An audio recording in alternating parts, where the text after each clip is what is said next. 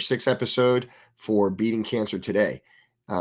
Really excited about this episode because we're going to discuss a few things. But before I get started, I kind of wanted to dip into some stuff that we had talked about previously in earlier episodes about your support system and things of that nature. Just to share a little bit of information about what's going on in my life.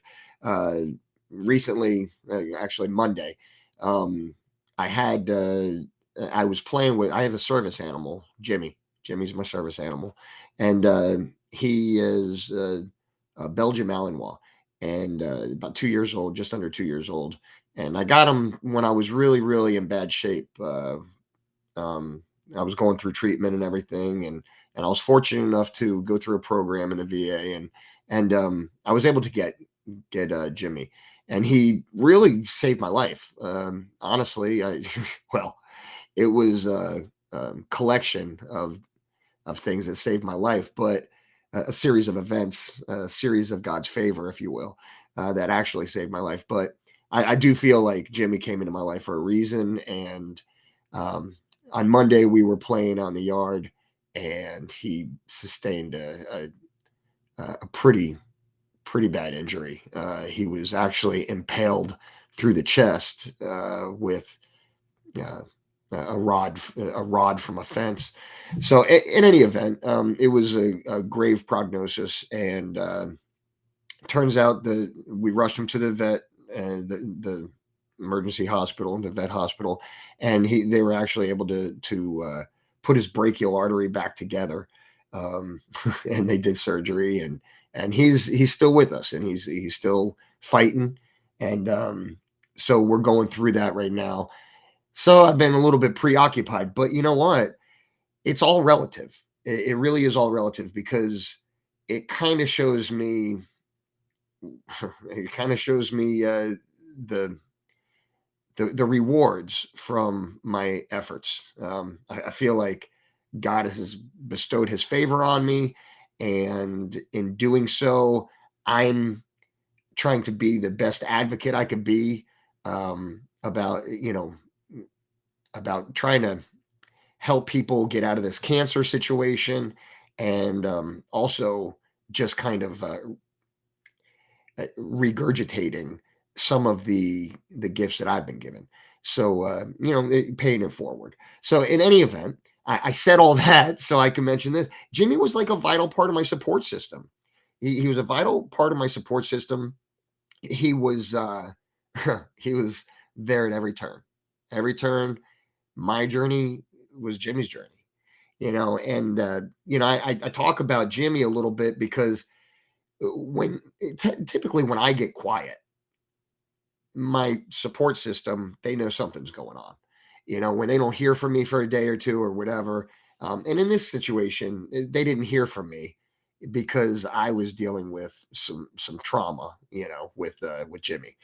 He had he had grave injuries, so anyway, so they didn't hear from me, and after 2 days, they didn't hear from me at all on Monday, and then Tuesday, I missed a phone call from my mom, and then Wednesday came, and then I missed a phone call from my brothers and sisters, and everybody started kind of worrying that something was going sideways with me. But the reality of it is I just wasn't in a good place, and I was grieving over this situation. I wasn't really sure. It was touch and go, so I didn't want to say one thing and then have to come back and say another thing. So I was just kind of waiting to see how it was going to play out. But the point being is that support system, it doesn't end with cancer. You select the warriors that you need to select to surround yourself with as a support system, and that is what builds the gladiator, right? So the gladiator is who you need to be to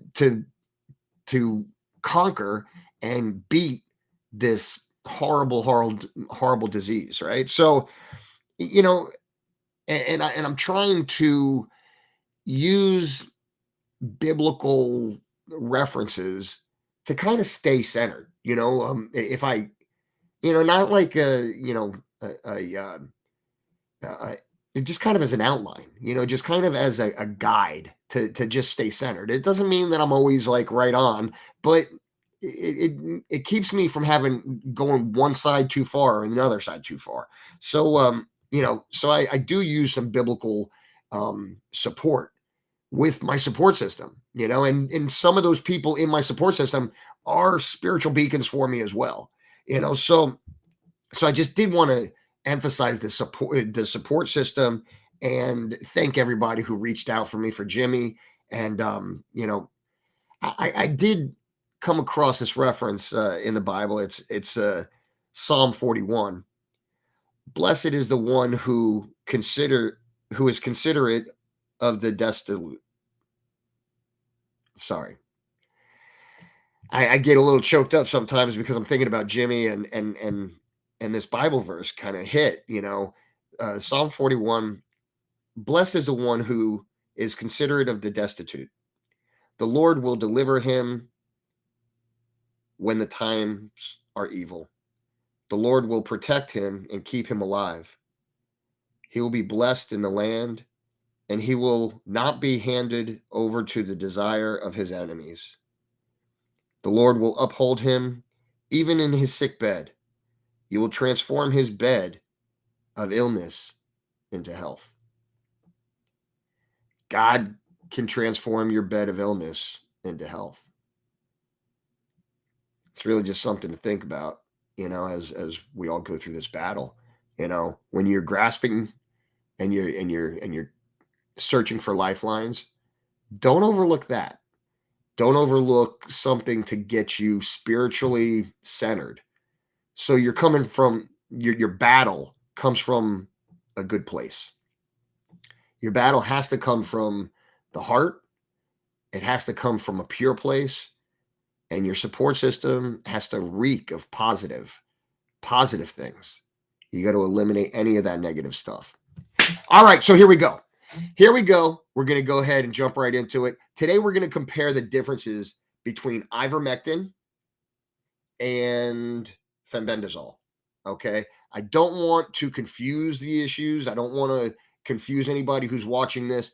Keeping in mind, my cancer cocktail is fenbendazole, cimetidine, AHCC, curcumin, and annatto. All right. Those five things that's my jam. Okay. That is what I feel God put into my journey, into my path, and that's what I feel got me to this no evidence of disease status that I am at now. All right. But that's not to say that I'm not going to continue to be vigilant, right? I'm not going to continue to be vigilant. No. In the event that something stops working or whatever, I just always want to have options, right? And with options, there's power and control. So, if you don't think that you have any control over this journey of yours and you're just going to leave it in the hands of the doctors, that's a mistake. Absolutely, that is a mistake. Okay. Ivermectin has a longer duration of activity, and it thus may be effective against some level of reinfection from parasites, in your body. So, just because you get rid of the parasites, you use the fenbendazole, you get rid of the parasites and everything, ivermectin has been shown to have a longer duration of activity, right? It stays the shelf life or whatever, the life inside your body. It continues to work even beyond what the fenbendazole does. But does it attack the same stuff? Does it do the same thing that the fenbendazole does when it comes to cancer cells, T cells, or your tumors? Does it promote the P53 like the fenbendazole does? I don't know. Let's dig into it, right? So fenbendazole doesn't have any residual activity, and because of that, it may appear that fenbendazole is not as effective as ivermectin, right? Because of that difference, because it doesn't have any residual activity. So that's the question that we're going to talk about today, and we're going to jump into it. All right. So ivermectin, let's break it down per cancer, right? Ivermectin in comparison to breast cancer. All right, let's talk about the effectiveness of breast cancer. Ivermectin has been found to turn the cold breast tumors into hot breast tumors, right? The cold tumors mean there are little to no infiltration in the T cells. So whatever you're taking has to infiltrate the T cells, right? And when they're cold tumors, it has very, very little infiltration, right, into your T cells. So ivermectin treated a treatment led to a robust T cell infiltration, right? Whereas um, the fenbendazole did not. But so the T cell infiltration was more prevalent with the ivermectin versus the fenbendazole. All right, so that suggests that the ivermectin could synergize with different proteins, which help the immune system, right? So we take the AHCC for our immune system in this cancer cocktail that I take. Right, so the AHCC, the active hectose correlated compound, that is what I use for my immune system, right?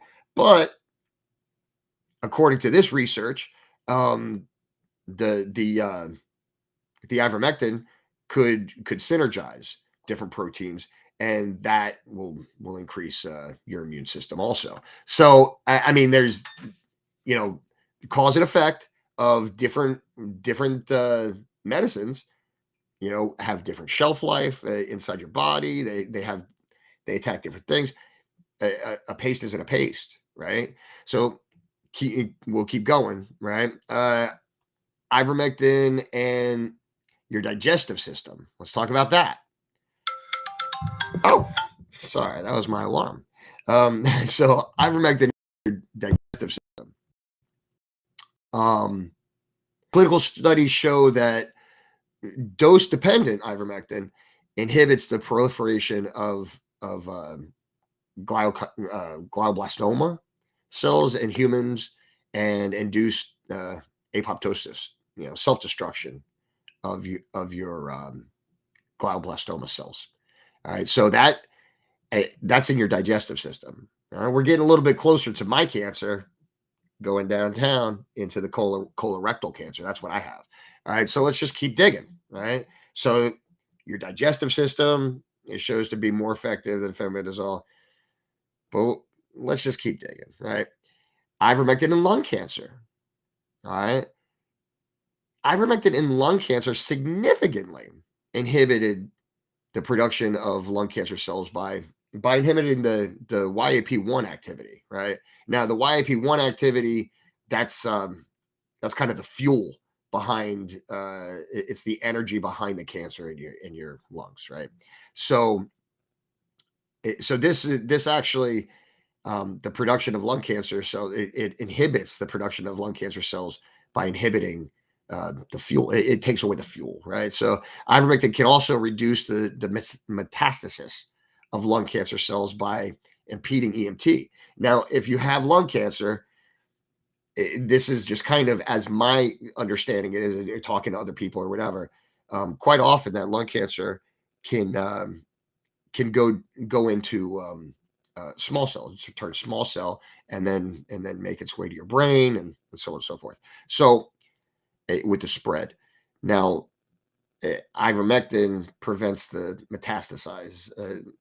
It prevents it from metastasizing that way. All right. So, but if that's not convincing, let's go and keep digging, right? Ivermectin and melanoma, right? Melanoma cells were treated with ivermectin and showed a potential effectively inhibited melanoma activity. So it actually it it wasn't even like whether or not it to what degree it worked or whatever on melanoma. It actually inhibited melanoma activity, like it prevented it, right? But we keep digging, right? We keep digging. Ivermectin and ovarian cancer. I will just keep going down this rabbit hole.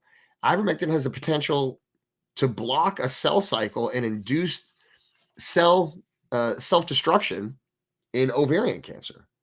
The combination of ivermectin and it's another medication. All these are very difficult to pronounce. Paclitaxel, paclitaxel, paclitaxel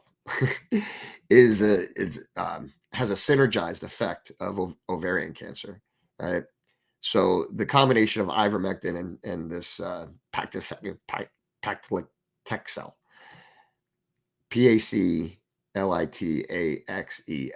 Good luck. The combination of those medications synergize the effect in ovarian cancer.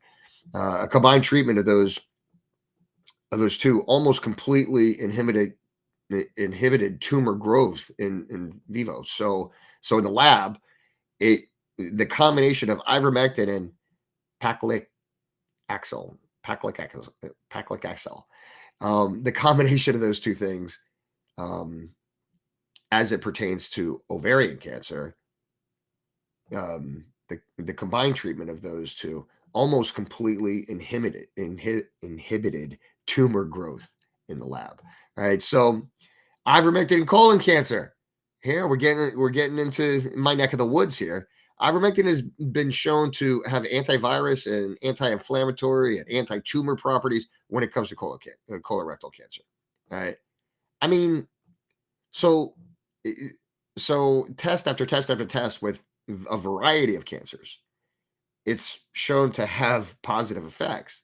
Right. So how does that compare to fenbendazole, which I'm currently taking? So the fenbendazole and prostate cancer. All right, let's just break it down based on cancers.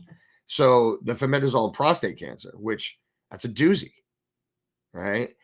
Fenbendazole has been shown to be cytotoxic against against the cancer cells, the those cancer cells. You remember that drug with the ivermectin that I was just trying to pronounce, paclitaxel, paclitaxel, paclitaxel. Um, so the for the cancer that is just immune to that and that adjusts and is resistant, the cancer that's resistant to the paclitaxel, the cancer that's resistant to that, um, fenbendazole has been shown to overcome that, right? So when the cancer gets resistant to that paclitaxel, the fenbendazole overrides that. So that's huge because you don't know when you're just a layperson taking this medicine, you don't know if it's working or not until you get a test. So the fact that you have something that is going to override the resistance of something, I would rather know now that it's going to override this instead of waiting until, 6 weeks or whatever until I get a scan. So for that reason, that's vital, right?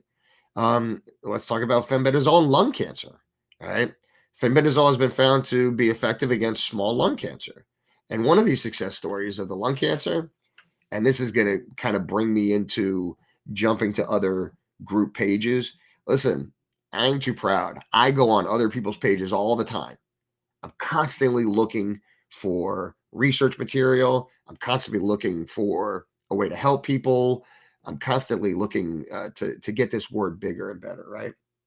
So, as it pertains to lung cancer, fenbendazole and lung cancer, one of the success stories is with this is Joe Tippins.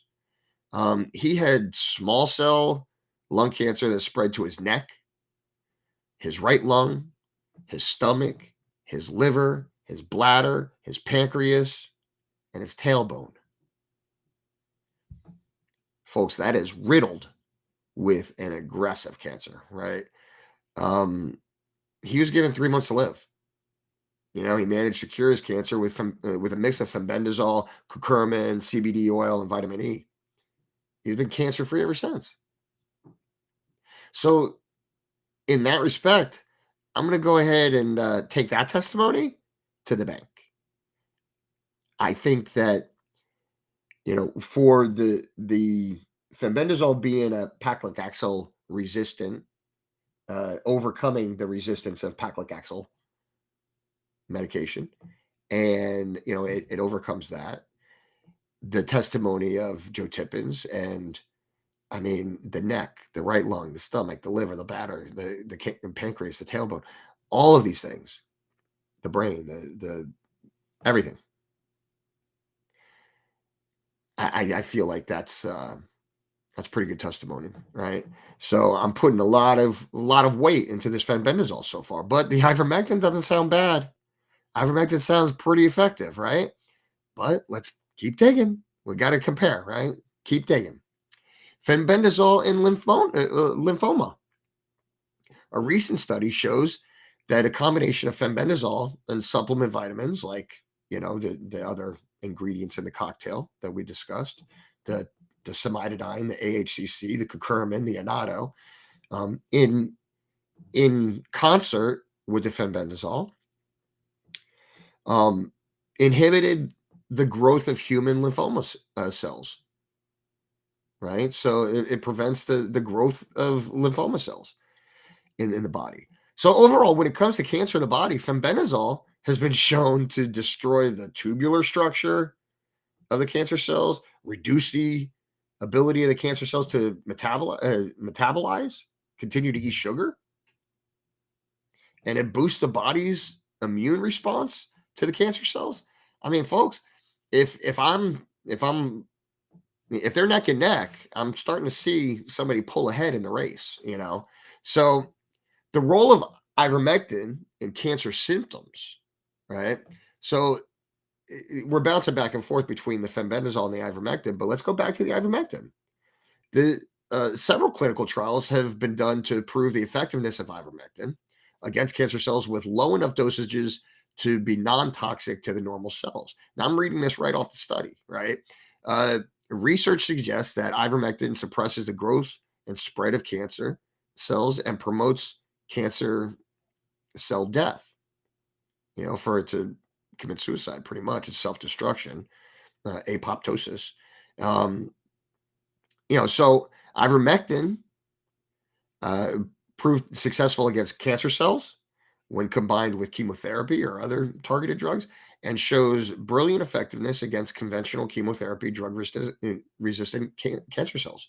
So when chemo's not working, or the cancer cells adapt and overcome, and they roll with the chemotherapy instead of getting killed by the chemotherapy. Ivermectin's been shown to override that. Conversely, fenbendazole has been shown to combat the camouflage, reveal the identity of the cancer cells, and so they can't adapt and overcome to the treatments. All right, so in any event, conversely, we were talking about colorectal cancer with fenbendazole. Now bouncing back to ivermectin with colorectal cancer, right? Ivermectin shows uh, effectiveness for colorectal anti-tumor properties. Colorectal cancer still doesn't have an effective treatment. How about that? Like I did FOLFOX, I did FOLFIRI, I did irinotecan, I did all these poison, poison treatments, right? All this chemotherapy and immunotherapy and all these treatments, right? And the research shows that it's not effective. I mean, it's documented that all of these cancer treatments, weren't documented. They weren't effective. It's documented. The fail rate of all these treatments. I did 3 years nonstop. I didn't have a break. I just went from chemo to chemo to chemo, 3 years straight. The only breaks that I had was whenever I had surgery, when they took out my colon and put me in an ileostomy bag and then reverse the ileostomy bag and reattach my intestines to my anus and this and that. I mean, it just the only time it was like I was looking forward to a surgery just so I could get a break with the chemo. right? Ivermectin also shows it could be an effective, in a sea of non-effective treatments for colorectal cancer. Um, Ivermectin has been shown to be effective for colorectal cancer. So another study shows that after treatment with ivermectin for breast cancer, the proliferation of multiple breast cancer cell lines was significantly reduced. So here we are. I just told you the difference between ivermectin and fenbendazole, the effectiveness, and where there's some strong points for ivermectin, there's even stronger points for the fenbendazole. And where the fenbendazole lacks in some areas, the ivermectin kind of does pick up that slack. I talked to you earlier, previous episodes about in the event that this ever stops working for me, right? If this ever stops working for me, I'm going to throw in the towel and just quit. Never mind, I'm just kidding. No, so if it stops working, I have a backup plan. I have a backup plan. All right. My alternate cancer cocktail, all right, is pretty much the same support cast, but the main ingredient of the dewormer situation is my backup protocol is actually a three-prong attack from the dewormer side. Ivermectin, fenbendazole, and praziquantel. We'll get in deeper to the praziquantel next episode. So, but these three things actually, you could find them. They come together like a Panicure Plus, I think it is, makes for Merck makes a paste that has all three in it. All three of these ingredients are already in it, right? So that's a pretty big deal.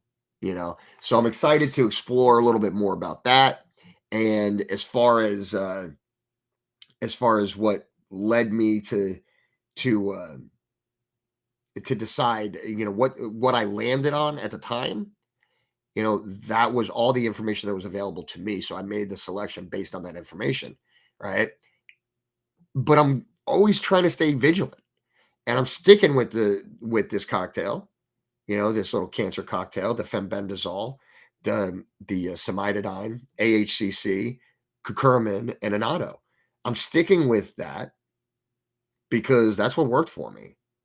You know, However, if you are deeper into your journey than I was, if you're deeper into your battle than I was, if the prognosis is more grim than mine was, I would encourage you to explore other options. Don't wait until it's too late. You get on something and you give it its due attention and you're disciplined and you go and go, for your window, you get your test. If you don't have positive results, you need to make a decision. Don't, insanity is doing the same thing, expecting a different result, right? So if you give this thing 6 weeks and you are right on with discipline and dosage and everything else, and at the end of 6 weeks it doesn't work, make a change. Don't be stupid. Don't just think that it's going to, miraculously change courses and start working when after 6 weeks it didn't start working. So I haven't come across a case where after 6 weeks it didn't start working. Like there wasn't some type of positive trending.